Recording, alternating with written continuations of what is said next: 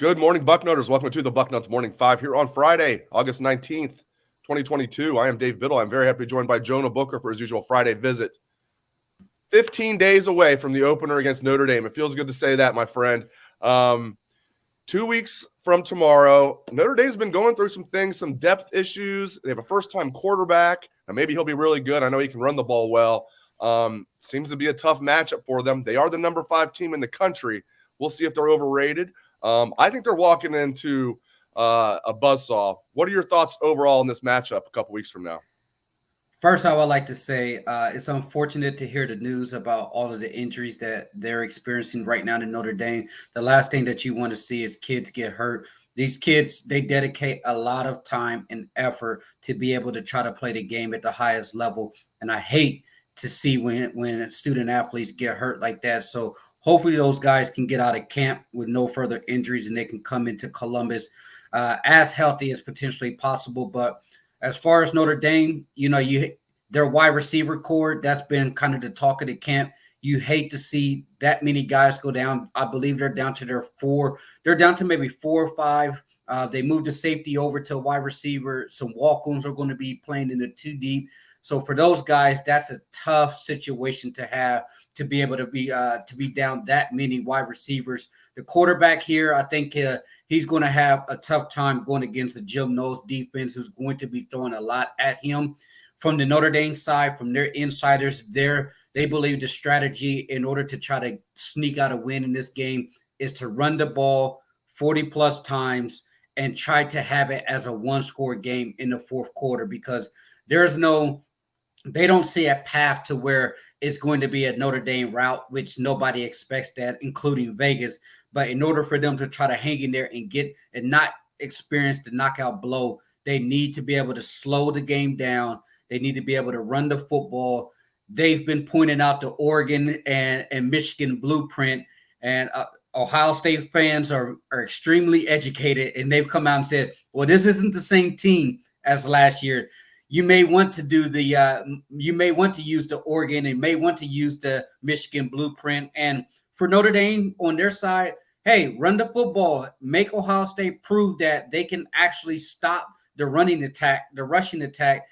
But I just think that it's a vastly different program. They're going to really hone down that rushing defense. And if you're to believe Larry Johnson with 12 defensive lineman rotation, they should be really fresh come the fourth quarter of that game. No doubt about it. So much to get into on today's show. I wanted to start off with the Notre Dame game. We're going to be talking about that nonstop for the next 2 weeks. We've been talking about it all offseason. Wanted to kick off the show with that. We got a chance to meet with the quarterbacks yesterday. CJ Stroud, Kyle McCord, Devin Brown, and quarterbacks coach Corey Dennis. My gosh, Stroud is so impressive. We'll talk about Stroud in a moment. Now, do you think there's much of a competition for the backup quarterback job? Do you think it's Kyle McCord's based on experience? I'm really impressed with Devin Brown, the little I've seen when they go live. And that was in the spring. I haven't seen them go live at all during the fall. But what do you think, J-Book? Do you think there's much of a competition for the number 2 job this year? I don't right now. And everyone in the program is extremely high on Devin Brown. He's a guy that's come in that's already put on 20 pounds, according to Corey Dennis. Actually, all of the quarterbacks have put on 20 pounds. So that right there tells you that those guys are really getting into the weight room. But I just see that Kyle McCord pretty much probably has this job going into week 1 against Notre Dame as the backup quarterback. I would have to say this. There has to be a drastic fall off the cliff for Kyle McCord's play and Devin Brown stepping up and playing just out of this world in order for him to unseat Kyle McCord. Because right now you have to look at it, Dave. This is a national championship roster right now. God forbid if something happens to CJ Stroud, you want to be able to have a guy who really knows the playbook, who's going to be able to take command of that offense once, the big boys come to town. So I think it's smart to keep Kyle McCord there at the second. He hasn't done anything to warrant him being jumped right now. All right, let's get to the next one. You kind of touched on this. If disaster strikes, let's hope it doesn't, obviously, but if disaster strikes, could McCord, if he's the guy, hold the fort down, or if it gets down to the number 3 quarterback? Not that we've ever seen the Buckeyes get down to their number 3 quarterback and do well, right?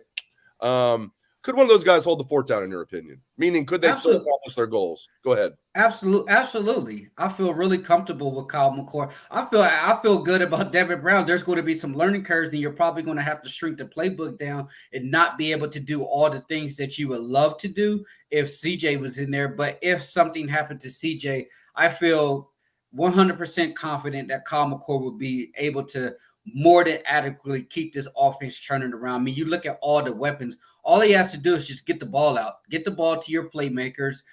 Henderson and Mayan, they're going to take a lot of pressure off of him in the running game. And then with the wide receivers at his disposal, including the tight ends, which they're really bullish on, I have no doubt in my mind that if for whatever reason Kyle McCord was in there, he will put up huge numbers. And I will say this, and a lot of people in the program believe that Kyle McCord, if he wasn't at Ohio State, could probably be starting at almost every other Big Ten school in the conference right now.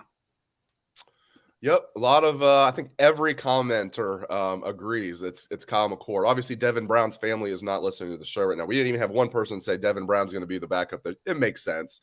Kyle McCord is not only a year older, he got a start under his belt last year as a true freshman. That's huge to have that. He's got a year. I mean, and having a year under your belt in that Ryan Day system is also huge. So I'm high on both of those guys. That's going to be a very interesting battle next year. We'll see what happens. All right, back to our guy, QB1. So it was awesome talking to him. He's such a great kid. Nothing's changed. He's become a superstar, and he's still as grounded as can be. Just an A-plus young man, in addition, of course, being an A-plus quarterback. So maybe the one thing that he needed to work on was getting stronger. He said he used to hate lifting weights. Now he's fallen in love with it. He came in about 200 pounds, maybe more like 195 as a true freshman, was up to about, 212 last year, maybe 215 at the most. He's now a solid 220. Been working hard. We know he's every bit of 6'3". And here's what I also like. He also says they measure him by miles per hour, which is cool. We all think of being a former football player yourself, all about this, but we're thinking, you usually think, how fast is he? He's running a 4.3, 4.4, 4.5. No, they're measuring these guys in miles per hour, and they wear these little devices right there. And Stroud was so proud that he hit his personal best, not only in the squat, the bench, all the strength drills, but also in the speed, the miles per hour. So he's faster than ever. He's stronger than ever. He's confident. My gosh, I mean, he was great last year. How much better can he be this year, Jay Book? Great point. And if you're a Ohio State fan, I think you hold on to your seats because you may see something that's extremely magical on the football field this year. When the kid says, hey, I hated weights. I bought into the strength and conditioning program. I put on weights. I'm up to 220 right now. I'm stronger, which meaning that his arm is a lot stronger. He's faster. Now, when you talk about speed, the first thing I saw a lot of Ohio State fans say, does that mean he's actually going to run the football when given the opportunity this year? And you and I talked about it numerous times. Just take off. Go get that first down if it warrants, instead of just sitting in the pocket and trying to wait for somebody to get open. So hopefully that builds a little bit more confidence. But I will say this, Dave, the thing that really stood out to me most out of his comments was his quote about how the game has slowed down for him. That right there is huge when it comes to the quarterback position because, coming in there as a first-year starter, things are moving fast. Defenses are trying to confuse you. Bullets are flying everywhere. Now it's kind of like he's in the matrix where everything's going slow, and he's seeing the way things are developing. He's seeing where the wide receiver is supposed to be. He's being more of a leader. So those little intangible things, I believe, is what is going to take his game to a new level. And Ryan Day said it last year, or, in the offseason, like, yeah, CJ had a good year, but we're nowhere close to his ceiling. And I think now you're at the point where when the quarterback's saying, I'm understanding the defense better, my study habits are a lot better, I'm taking care of my body better than what I previously did. That right there are all really good signs that this is a quarterback that is 100% all in to the strength and conditioning program, to the student of the game aspect, and then just being able to bring all of that together onto the field, hopefully is going to be a magical season for Stroud. We've had a couple of commenters. I want to get this in. We've got so much to talk about. We're probably not going to get to as many questions as we usually do, but we've had several questions already from our live audience about cornerback depth. Now, J-Book, this is right in your wheelhouse. Obviously, they return both starting corners in Denzel Burke and Cam Brown. Those are going to be the starters. I think if Jordan Hancock is healthy, and luckily we heard that, that the injury is not serious, calf, maybe a hamstring. I heard both. I actually ran into Jordan Hancock before a practice last week. He says he's fine. He'll be fine for the opener. Athletes are. They're going to say they're fine, maybe if they're not. But Ryan Day backed that up. All the corners, he said, that are banged up right now. He said it's a concern because they only have 6 scholarship corners and they got guys banged up right now. But presuming everybody's healthy, you got the 2 starters. And I think Jordan Hancock's going to play a lot, as we talked about all offseason. He might play as much as the starters almost. J.K. Johnson's having a good camp. He's going to be at number 4 corner. And the other guy to keep in mind is Jair Brown. Jair Brown is the other guy to really keep in mind, in my opinion, true freshman. Your thoughts on the depth at corner, and are you concerned about it? I'm somewhat concerned about it because those guys have had a past injury history, especially Cam Brown. But as long as they stay healthy, I feel really good about the talent that they actually have there. So cornerback, depth is something to always monitor, especially going into camp with only 6 scholarship corners. Now, how they are trying to alleviate some of that problem, they are cross-training guys like Cam Martinez and Tanner McAllister, just in case it's a break glass type of an emergency situation. So I do feel good that those guys are going to be able to hold the fort down, expect all the corners to be out there against Notre Dame. I mean, this is prime time, baby. This is why you come to Ohio State to play on the biggest stage, to play under the brightest lights. If those guys are able to walk, they're going to go out there and give it a shot. Now, Hancock, that's the wild card. If he can play up to his potential and his highest level, putting him, a guy like that, in a slot is going to be huge going against Notre Dame's All-American tight end. Jair Brown and J.K. Johnson, they've had nothing but rave reviews all camp. A lot of people are saying that those guys have been performing above expectations. And I would say the one silver lining about giving guys some rest and putting them on the pitch count is you're throwing those younger guys in the fire with that first-team defense, going against some of the best wide receivers in college football. So the old saying, iron sharpens iron. So when those younger guys go out there, they're going to be battle tested. And General Bobby Carpenter, who was over at practice, he talked about the young cornerbacks. And he said, for a first-team defense that really looked phenomenal out there, he looked up and realized, like, hey, these are the young pups at corner. And you really didn't see a drop-off from the defensive back position, even with those young guys out there. So that has to make you feel really good that, hey, even though they're young and inexperienced, the situation hasn't overwhelmed them yet, and they're more than ample to hold their own. And Dave, you've been on the beat for several years. At a place like Ohio State, if you can't play here, you will get exposed in practice against some of those guys that are 4- and 5-star All-Americans that they've recruited. And to use a Cooperism, I wasn't a big fan of John Cooper as a coach, but I loved a lot of his sayings. If a dog's going to bite, he's going to bite as a pup. We saw it last year with Denzel Burke. I'm not saying Jair Brown's going to be Denzel Burke this year. He's not going to come in. Now, Denzel Burke didn't have as good a depth last year at corner. Sevyn Banks was a mystery. Now they got all these guys that are a year older, including Cam Brown as a 5th-year senior. But Jair Brown gives me a little bit of that vibe. He's all football. He enrolled early, and if a dog's going to bite, he's going to bite as a pup. Not always. Some guys it takes a longer to develop, but I agree. J.K. Johnson, redshirt freshman, he's going to play well. And again, Jordan Hancock, if he's ready, he'll play well as well. So I think you hit on it. All right. So much to get to. Let's switch gears and talk about the other huge news. We knew it was coming, but now we know details. The financial details, there hasn't been a specific number. The latest that I saw this morning was because some people were saying it was $7 billion. I'm like, that doesn't sound right over 7 years, because I heard it was going to be north of $1 billion per year. That's the case. The latest I'm hearing it is the Big Ten is getting north of $8 billion over 7 years beginning next year. It's interesting. We knew Fox was going to be the main partner. Who are going to be the other two? Well, it's CBS, which I love for many reasons. Growing up in Ohio, the big Ohio State games were on CBS, watching Keith Byers and those guys back in the day. I love that theme song. And let's remember, Bucknuts and 24/7 Sports is owned by CBS. So selfishly, I love that now CBS is going to be not just with the Big Ten for basketball, but for football. And then NBC was the surprise to me. And they also have Peacock. Some might say, well, Peacock's free. Some of Peacock's free. There's no way in hell if an Ohio State game is on Peacock, it's going to be free. So that's the streaming service. I thought Amazon or Apple might get in there. A lot to unpack there. Were there any surprises, J-Book, in your mind? Anything you didn't like? A lot to unpack there.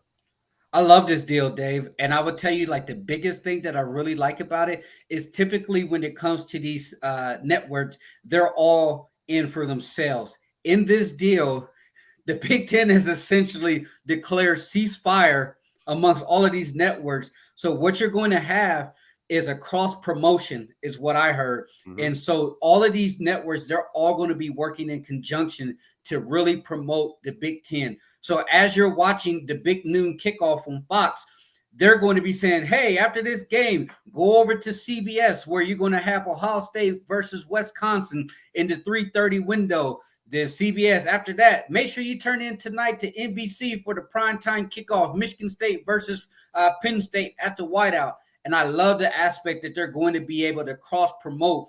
And then you talk about the $8 billion. It has the escalation clause in there that they can go up to $10 billion if they decide to expand. So I love the fact that the Big Ten left that little dangling carrot out there for announcing this, say, oh, yeah, we're probably not done expanding yet, which, kind of made the Pac-12 uneasy, especially when they have that escalator clause out there. So if I'm a Pac-12 team, I'm fighting like heck to try to get into the Big Ten. But I like it. I think it's going to be a situation to where we're going to be coming down the line that the players are going to be sharing in revenue. It's just a matter of time, because if you're making, $1 billion, school's going to be making upwards to $100 million a year. Eventually, the players are going to want something out of that. I know Gene Smith kind of touched on it and said they're already getting a piece of it, but I think it's going to go a step further. And if that's the case, it's really going to separate the haves and the haves not between the Big Ten and the SEC about who's making enough money. And the other thing that really cracked me up yesterday too, Dave, was all of the belly aching and the crying from the SEC faithful down there complaining about how they felt that they got ripped off by ESPN with their deal, considering how lucrative this Big Ten deal is. Just saying, hey, we need to go back to the table. We need to expand more in order for us to get into the same ballpark as the Big Ten when it comes to financial status. So I thought that was hilarious that the SEC is looking back at the ESPN deal and actually saying it probably wasn't a really good deal when you consider CBS for second-tier games is paying almost the equivalent of what ESPN is paying for 100% of the SEC access.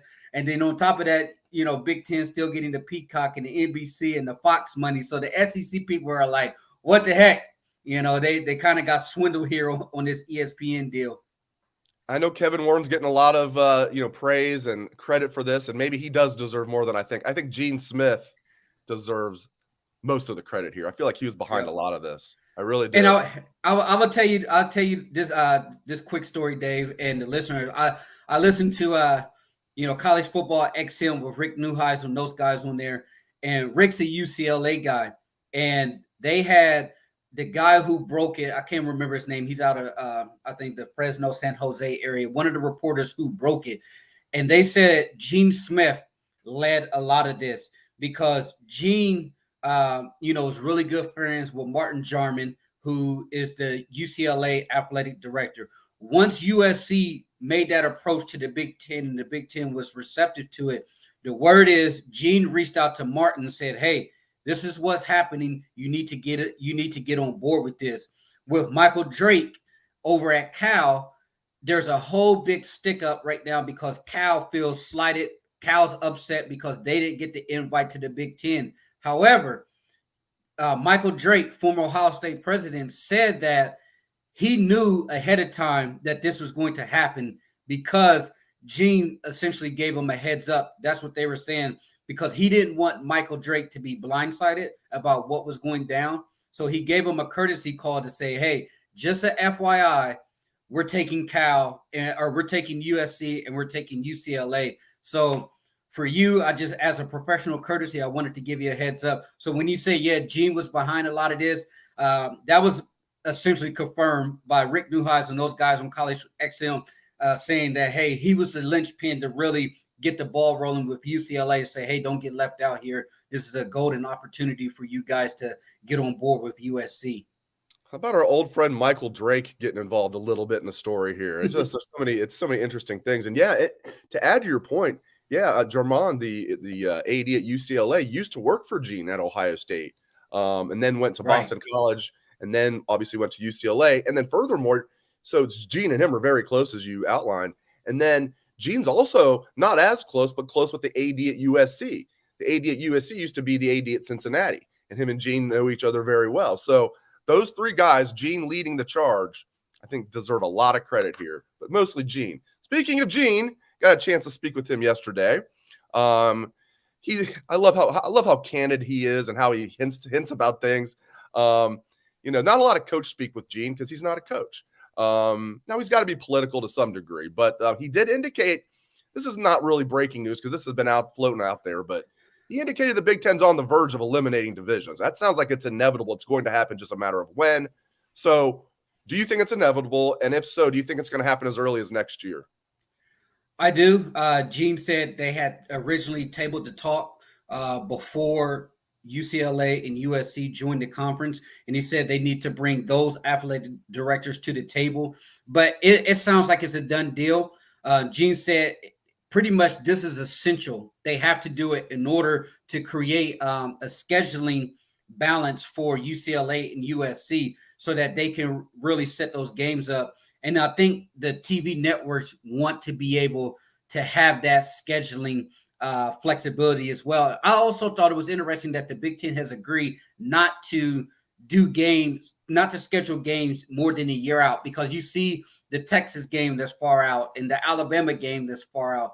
Now, Dave, those games, they might be in doubt. I don't know, once the Big Ten gets up and rolling with USC and UCLA, will that Texas game even happen, especially with Texas looking to join the SEC? So that game might be in doubt since they're only going to be scheduling non-conference game one year out. And then Gene, his original holdup on why he didn't want to do away with divisions is because someone asked him that could potentially be a rematch between Michigan and Ohio State, playing in the last week and then turning around the next week and playing in Indy. And Gene said that was his biggest gripe. He did not want to see that, but he said, I got over it. that was basically like, I pouted about it and I got over it because this is something that for the greater good of the conference needs to happen as far as eliminating the divisions. And then I also thought it was interesting that they're thinking about going to 10 conference games because of the inventory that will present to their TV executives, what they'll be able to do with 10 conference games. And I have to say this, Dave, I'm skeptical about the conference going to 10, the Big Ten going to 10 conference games, especially with the SEC at 8. Gene wants to go to 8, but he was saying that there's a lot of push from other athletic directors and TV networks to go to 10 games. So I thought that was really fascinating, and leave it to Gene to really take a dig at his alma mater, say, I love them, but they're coming here to get their butt whooped like they always do. I thought that was hilarious. Gene being a Notre Dame guy when asked about them. So I always love when Gene talks because it always makes national news, and it actually gives us something to talk about every time he opens his mouth. Yeah, he's great. He's absolutely great. I know Buckeye fans weren't exactly sold on him early in his tenure. Now, I can't find a Buckeye fan that doesn't love Gene Smith. I mean, he's just done a great job. I know Tat-gate and all that, and I know people didn't think he handled it well, but he kind of inherited like a bad situation. Not inherited. I mean, he just that wasn't really his fault. And the bottom line is Gene Smith's done a bang-up job, and every Buckeye fan seems to love him now. We had Sue say he's just a flat-out assassin out there. I love that. So great stuff, as always, out of Jonah Booker. Coming strong, as always. Thank you to J-Book. Thank you to all the listeners out there for tuning into the show. We appreciate it very much. And thanks to all of the comments and questions from our live audience. Thank you so much to all of you. You have a lot of options. We appreciate you making the Bucknuts Morning 5 a part of your morning Monday through Friday. Thanks again to J-Book. Thanks to all of you. Hope everyone has a great day and a great weekend. Have a good weekend.